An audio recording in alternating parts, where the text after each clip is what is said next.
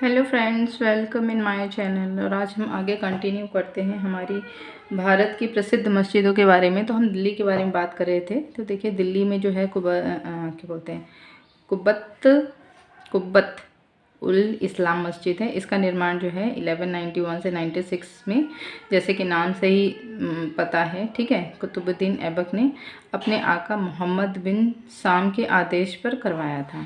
ठीक है। उसके बाद जमात खाना मंदिर जो है, इसका निर्माण अलाउद्दीन खिजली के शासनकाल में हुआ था। उसके बाद देखिए, कला मस्जिद जो हो गया, इस मस्जिद का निर्माण 1387 में सुल्तान फिरोज तुगलक ने के प्रधानमंत्री जूना शाह खान जहाँ ने कराया था। ठीक। उसके बाद खिड़की मस्जिद हो गया, बेगमपुरी मस्जिद हो गया, बड़ी गुंबद मस्जिद हो गया, उसके बाद मोठ मस्जिद हो गया। इसमें ज़्यादा कुछ नहीं, आपको सिर्फ इतना पता रहना चाहिए कि किसने बनवाया था। ठीक है। खिड़की मस्जिद जो है वो फिरोज तुगलक के प्रधानमंत्री जूना शाह खान जहाँ ने करवाया था। ठीक है। बेगमपुरी मस्जिद जो है, इसका नाम से ही पता है, ठीक है, कि बेगमपुरी में खाने जहाँ ने करवाया था। ठीक है। बड़ी गुंबद मस्जिद, इसका निर्माण 1494 में आबू अमजद नामक व्यक्ति ने करवाया था। ठीक है। फिर मोठ मस्जिद की बात करें तो इस मस्जिद का निर्माण सम्राट सिकंदर लोदी ने के प्रधानमंत्री मियाँ भुवा ने करवाया था। ठीक। कश्मीर की बात अगर हम करेंगे तो कश्मीर में देखिए, हज़रत बल मस्जिद है। वर्तमान में चर्चित रही यह मस्जिद डल झील के पश्चिम किनारे पर श्रीनगर से 7 किलोमीटर की दूरी पर है। तो इसको याद कर लीजिएगा। ठीक है, थोड़ा सा ये ज़्यादा इम्पोर्टेंट है। जामी मस्जिद, ठीक है, ये भी है श्रीनगर स्थित मस्जिद का निर्माण, ठीक है, सुल्तान सिकंदर शाह के ने प्रथम करवाया था। ठीक। जैन उल अबुद्दीन ने करवाया था। ठीक है। अगर आंध्र प्रदेश की बात करें तो आंध्र प्रदेश में जो है वो एक ही मस्जिद है जो कि थोड़ा सा फेमस है, वो है मक्का मस्जिद। इस मस्जिद का निर्माण 1627 ईसा में मोहम्मद कुतुब शाह के शासनकाल के प्रारंभ तथा 1639 ईसा में औरंगजेब के शासनकाल में पूर्ण हुआ था। कर्नाटक की बात करें तो कर्नाटक में जो है मस्जिद आला, इस मस्जिद का निर्माण जो है श्रीरंगपट्टम ने 1786 से 87 ईसा में टीपू सुल्तान ने करवाया था। ठीक। अगर हम बिहार की बात करें तो बिहार में भी एक ही मस्जिद है जो थोड़ा सा फेमस है, वो है सैफ खान का मस्जिद। ठीक है, सैफ अली खान नाम से थोड़ा सा याद कर लीजिएगा। ठीक है। चिमटी घाट की मस्जिद के नाम से प्रसिद्ध है। किसमें? चिमटी घाट। इस मस्जिद का निर्माण शाहजहाँ के पुत्र शहजादा परवेज द्वारा करवाया गया था। ठीक है। पश्चिम बंगाल की बात करें तो पश्चिम बंगाल में बहुत सारे हैं मस्जिद। ठीक है। अदीना मस्जिद, इसका निर्माण जो है 1369 में सुल्तान सिकंदर शाह द्वारा पांडुआ में करवाया गया था। ठीक है। उसके बाद तेरीपारा मस्जिद जो है, इस मस्जिद का निर्माण 1480 में, ठीक है, मीर साद खान नामक व्यक्ति ने कराया था। उसके बाद चमकती मस्जिद, इस मस्जिद का निर्माण 15वीं शताब्दी के अंतिम चरण में हुआ था। छोटी सोना मस्जिद, इस मस्जिद का निर्माण जो है राजा अलाउद्दीन के शासनकाल वली मोहम्मद द्वारा गौड़ में करवाया गया था। गौड़। बड़ी सोना मस्जिद, इस मस्जिद का निर्माण जो है 1526 में राजा नुसरत शाह द्वारा गौड़ में करवाया गया था, सेम वहीं पे। ठीक है। उसके बाद हो गया नखोद मस्जिद। ठीक है। तो नखोद मस्जिद, यह मस्जिद कोलकाता में स्थित है। ये थोड़े से फेमस मस्जिद हैं जो आपको याद करना है। अब बात आती है बाबर की। तो बाबर द्वारा निर्मित भवनों को वर्तमान में 2 भवन शेष हैं। एक तो पानीपत का काबुली बाग की मस्जिद तथा दूसरी जो है वो रविलखंड के संबल नामक स्थान की जामी मस्जिद। ठीक है। बाबर ने अपने आराम के लिए, ठीक है, आगरा में ज्यामिति विधि पर आधारित एक उद्यान का निर्माण कराया था जिसे आराम बाग कहा जाता है। बाबर के शासनकाल में ही मियाँ मीर बाकी के द्वारा बाबरी मस्जिद का निर्माण अयोध्या में कराया गया। बाबर का मकबरा काबुल में बना है। ठीक, इतना आपको इसमें याद करना है।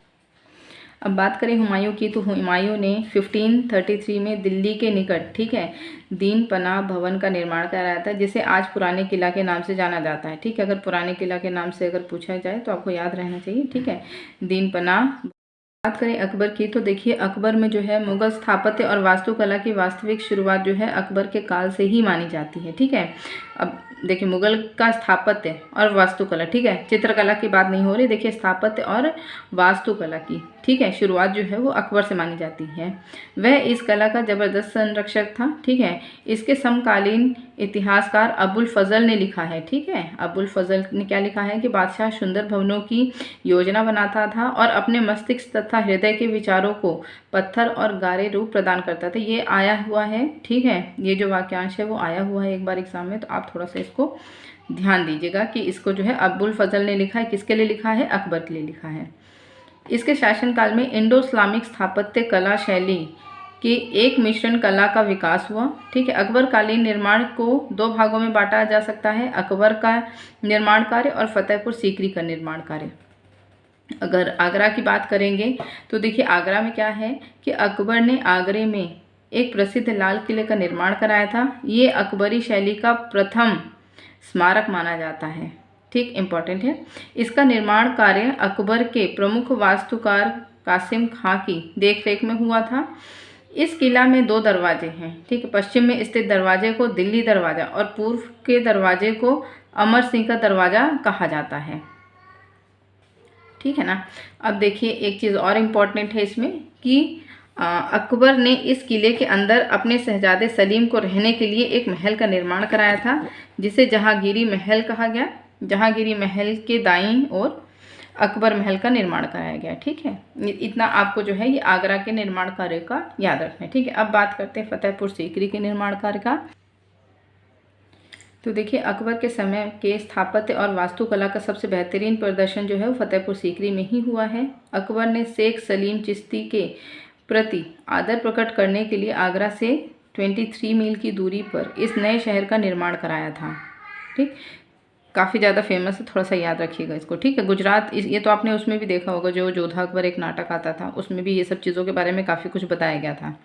नहीं भी देखे होंगे तब भी आप थोड़ा सा इसको बाय हार्ट कर लीजिए।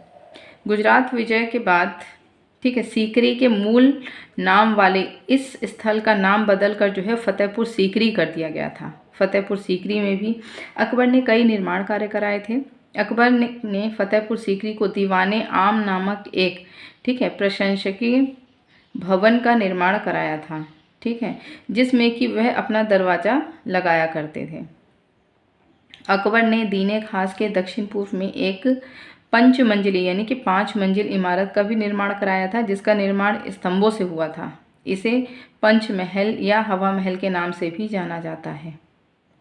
इसकी प्रत्येक मंजिल अपने से नीचे मंजिल के आकार में क्रमशः छोटी होती हुई गई है। ये भवन नालंदा में स्थित बौद्ध विहारों से प्रेरित लगते हैं, ठीक है। अब देखिए अकबर ने फतेहपुर सीकरी में जिन भवनों का निर्माण कराया था उसमें से सबसे बड़ा जो है वो जोधाबाई का महल है, ठीक है, सबसे बड़ा क्या है, जोधाबाई का महल, है ना। अब देखिए अकबर ने फतेहपुर सीकरी में ही सबसे ऊंचा प्रवेश द्वार बुलंद दरवाज़ा का निर्माण कराया था। कहा जाता है कि अकबर को इस दरवाजे के निर्माण की प्रेरणा, ठीक है, अतरदीन इल्तुतमिश, ठीक, के द्वारा नागौर में बनाए गए अंतरदीन के दरवाजे से मिली थी। ये प्रवेश द्वार जो है वो पृथ्वी की सतह से 176 फीट ऊंचा है, काफ़ी बड़ा है ये दरवाज़ा अकबर के दक्षिण विजय का स्मारक कराता है, क्योंकि अकबर ने दक्षिण विजय के बाद ही इसका निर्माण करवाया था। किसका निर्माण कराया था, बुलंद दरवाज़ा का, ठीक। फतेहपुर सीकरी में बनी धार्मिक इमारतों में जामा मस्जिद तथा शेख सलीम चिश्ती का मकबरा प्रसिद्ध है। मस्जिद के आंगन में ही शेख सलीम चिश्ती और इस्लाम खान का मकबरा भी स्थित है। इतना आपको जो है याद रखना है।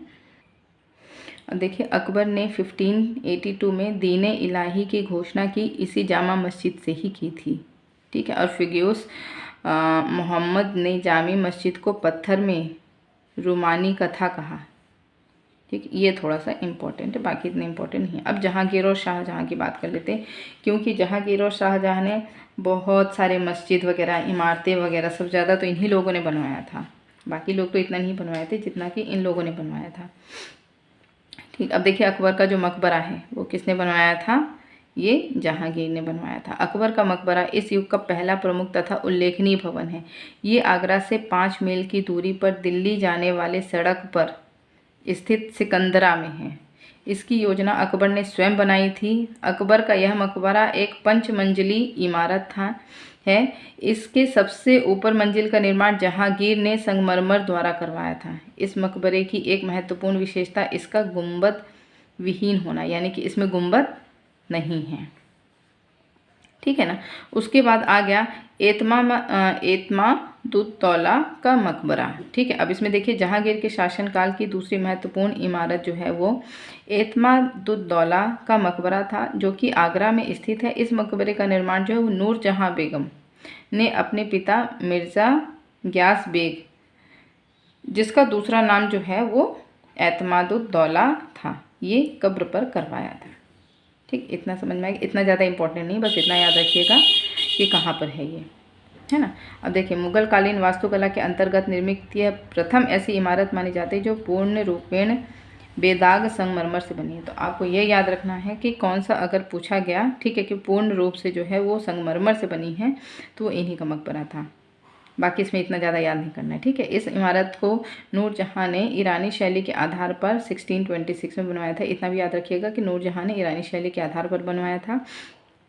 सर्वप्रथम इसी इमारत में, ठीक है, पच्चीकारी के पित्रादुदौरा शैली का प्रयोग किया गया। ये मोस्ट इम्पॉर्टेंट है। ठीक है, ये वाला आपको मोस्ट इम्पॉर्टेंट है जो आपको याद रखना है। ठीक, अब बात आती है जहांगीर का मकबरा। तो इस मकबरे का निर्माण जो है वो लाहौर के शहादरा नामक बाग में उसकी प्रिय पत्नी नूरजहां बेगम की देखरेख में हुआ था। देखिए इस मकबरे की योजना जो है जहांगीर ने स्वयं ही बनाई थी। जहांगीर के मकबरे का निर्माण लगभग, ठीक है, सिकंदरा के मकबरे की शैली पर हुआ है, किंतु ये सिकंदरा मकबरे से कुछ नीचे तथा एक मंजिल है। ठीक, इसमें ये इम्पॉर्टेंट है, अदरवाइज़ बाकी इतना इम्पॉर्टेंट नहीं है। ठीक है, अब जहांगीर के बारे में पढ़ लिया। आखिरी बचा है शाहजहां। ठीक है, तो चलिए शाहजहां के बारे में हम नेक्स्ट टॉपिक में बता देंगे और उसके बाद ये वाला आपका चैप्टर लगभग ख़त्म हो जाएगा। ठीक, फिर हम नेक्स्ट चैप्टर में पढ़ेंगे जिसमें से हमारे जो है भारतीय कला से संबंधित जो है महत्वपूर्ण तथ्य जो बचेंगे, एक्स्ट्रा फैक्ट्स जिसे कहा जाता है, उसके बारे में पढ़ेंगे। उसके बाद हमारे ये बुक के लगभग सारे चैप्टर्स कंप्लीट हो जाएंगे और उसके बाद फिर जो है हम इसके क्वेश्चंस, ऑब्जेक्टिव क्वेश्चंस करेंगे। ठीक, आज के लिए